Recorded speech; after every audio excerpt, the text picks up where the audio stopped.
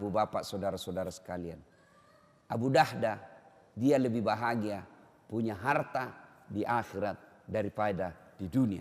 Kenapa? Harta di dunia ini Pak, yang bapak makan jadi kotoran, yang bapak tabung jadi rebutan nanti anak ahli waris kita.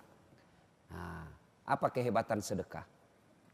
Satu, sedekah itu kata Nabi memperpanjang umur. Kok bisa Ustaz? Coba lihat Pak. Kalau orang dermawan, jangankan masih hidup, sudah mati saja orang doakan. Coba, orang dermawan sudah mati saja orang masih doakan. Contoh, ada orang tetangga kita, rajin betul sedekah waktu hidup. Pas meninggal, maka orang lewat di kuburnya, dia akan singgah dulu. Baik ini Pak Haji nih. Waktu hidup rajin betulnya dekasi masjid. Itu yang ada kipas angin di masjid itu sumbangan dia. Itu yang ada mic di masjid sumbangan dia. Ayo kita kirimkan Fatihah. Al-Fatihah. Meskipun sudah meninggal 20 tahun yang lalu, orang masih doakan. Ini yang disebut umur yang panjang. Di Makassar ada sebuah masjid namanya Masjid Sudirman. Dekatnya Bank Sulsel. Bank Sulsel masjid. Namanya Masjid Sudirman. Yang bangun salah seorang orang kaya pengusaha tambak. Dan yang kedua, mantan direktur Bank Penin. Beliau dua orang inilah membangun ini masjid mewah. Betul mewah itu masjid. Karpetnya empuk, sound systemnya baik, AC-nya sejuk, bersih, interiornya cantik. Semua orang yang masuk, Masya Allah, Masya Allah. Dua orang inilah yang membangunnya. Dan salah satu lagi, ada tiga. Satu lagi yang mewakafkan tanahnya, namanya almarhum Andi Odang, mantan gubernur di Sulawesi Selatan. Hebatnya Pak, penghuni masjid itu bisa ribuan setiap Jumat. Tapi setiap Jumat MC-nya selalu berkata, sebelum khatib naik ke mimbar, mari kita kirimkan suratul Fatihah kepada tiga orang yang membangun masjid ini. Setiap berjamaah, terutamanya setiap Jumat. Inilah yang disebut umur yang panjang. Meskipun sudah di alam kuburnya, tapi orang yang meninggal masih mendapat kiriman pahala. Itu umur panjang Pak. Kenapa? Sedekah. Orang pelit, jangankan mati, hidup aja didoakan orang sial Pak. Itu orang pelit. Orang masih hidup saja didoakan orang sial. Ada orang minta sedekah tidak pernah. Datang takmir masjid, tidak pernah aja dikasihnya. Lewat mobilnya, tidak pernah orang. Lewat mobil Pak, orang pasti bilang, mudah-mudahan tabrakan. Pelit betul itu orang, mudah-mudahan dicuri ban mobilnya. Itu masih hidup aja orang doakan sial Pak. Bagaimana kalau dia mati? Orang Bugis kata kalau dia orang mati, andrai lebu wajahmu, dupai. Coba bayangkan. Itulah yang disebut at-takazur. Berlomba-lomba memperkaya diri, lalu dia enggan membayar zakat dan bersedekah. Ke bapak-bapak. Satu, sedekah memperpanjang umur. Yang kedua, sedekah tolak bala. Saya baru-baru pulang ceramah di Jambi, Polda Jambi. Saya berkenalan dengan salah seorang perwira tinggi di Polda tersebut. Dia cerita, suatu ketika ibunya sakit. Dokter sudah angkat tangan, sudah habis badannya, kurus. Dokter tidak menemukan penyakitnya. Sampai dia marah-marah ini polisi. Dia bilang, karena ada adiknya yang disekolahkan menjadi dokter. Dan dokter spesialis marah sama adiknya. Kau disekolahkan sama orang tua jadi dokter. Kok tidak bisa kau obati ini penyakitnya ibu? Marah-marah betul. Ilmu saya terbatas. Tidak bisa. Suatu ketika ada orang mau masuk pilkada. Maka dia mau jual pesantrennya Pak. Bayangkan. Gara-gara pilkada. Dia mau jual pesantrennya. Na'udzubillah min zalik. Lebih sadisnya lagi, dia jual dengan manusia yang ada di dalamnya. Apa ndak bajingan orang seperti ini Pak? Ini polisi, seorang polisi, agamanya tidak terlalu paham soal fikih. Dia kasihan lihat ini orang. Penghuni pesantrennya belumlah cukup 20 waktu itu. Kasihan ini pondok. Mau dijual dengan penghuninya. Bukan pondoknya dia kasihan Pak. Anak santri yang ada di situ. Dia kemana ini kalau dia dijual dengan orang-orangnya. Inilah Pak, politisi kadang-kala begini Pak. Kalau mau pilkada baik betul agamanya. Pakai serban. pakai gamis, masuk masjid, kayaknya soleh sekali. Pasang baleho, fotonya pun dia balik Pak. Pernah Bapak lihat itu politisi fotonya? Kan biasa kalau foto itu di atas kepalanya Pak ya. Ini di bawah kepalanya.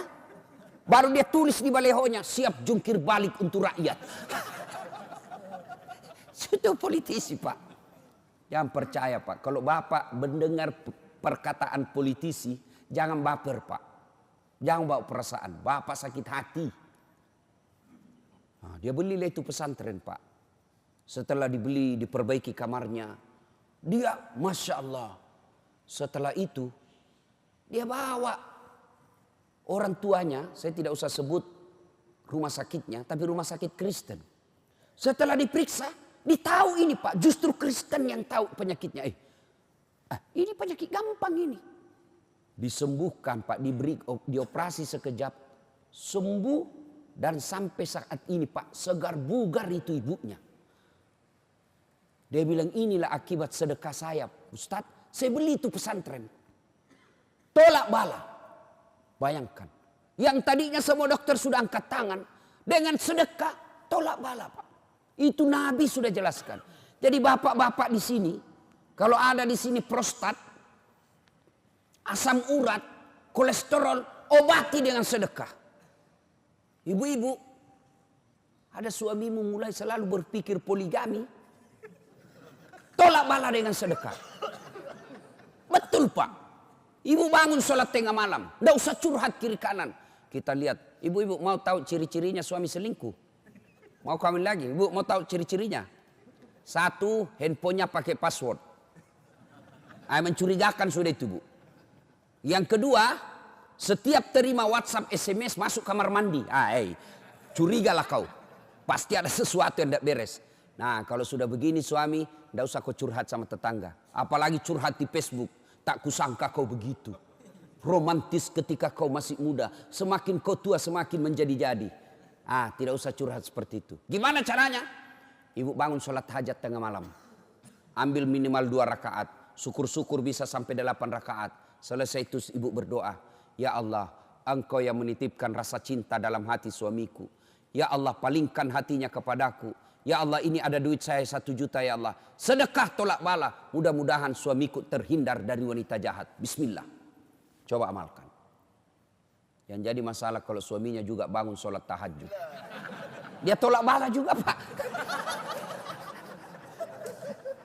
Ya Allah, ini ada duit saya 1 juta ya Allah.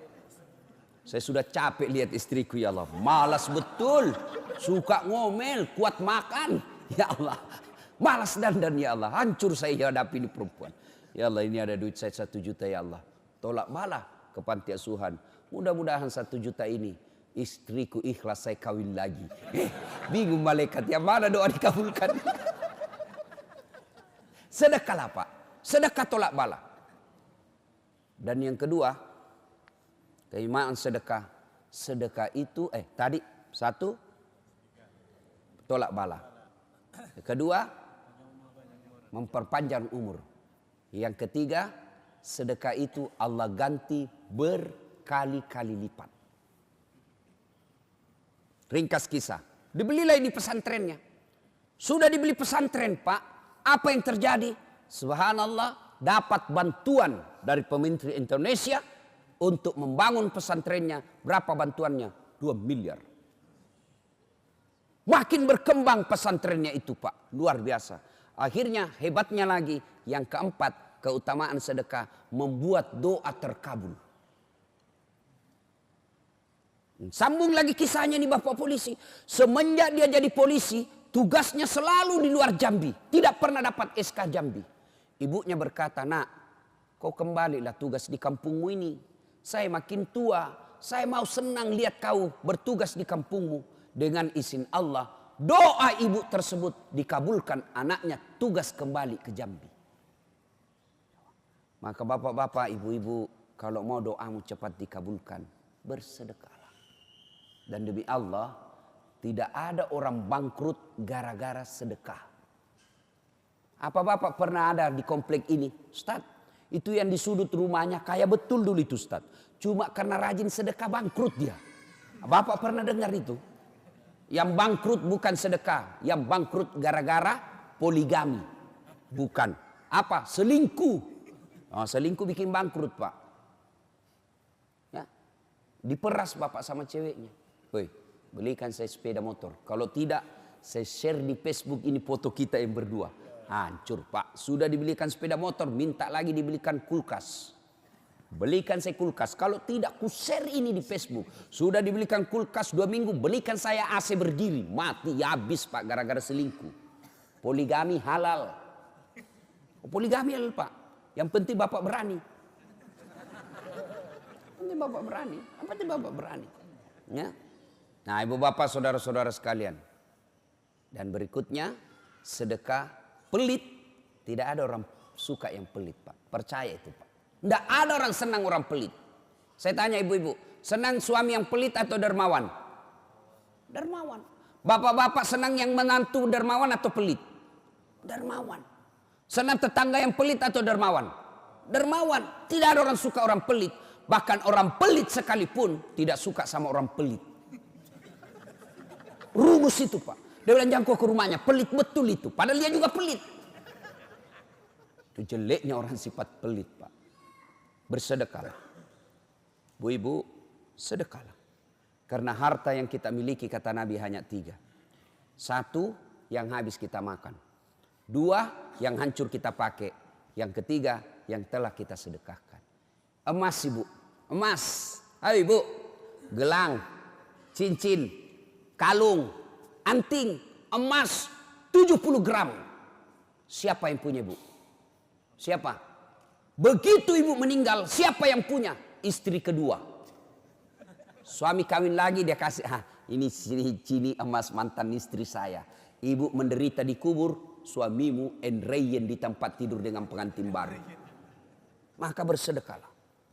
Adik-adik, kalian mau menjadi pengusaha muda, tidak usah kau baca motivator. Tidak, lebih kau belajar sedekah. Jangan pernah lewatkan maghrib tanpa sedekah sehari pun.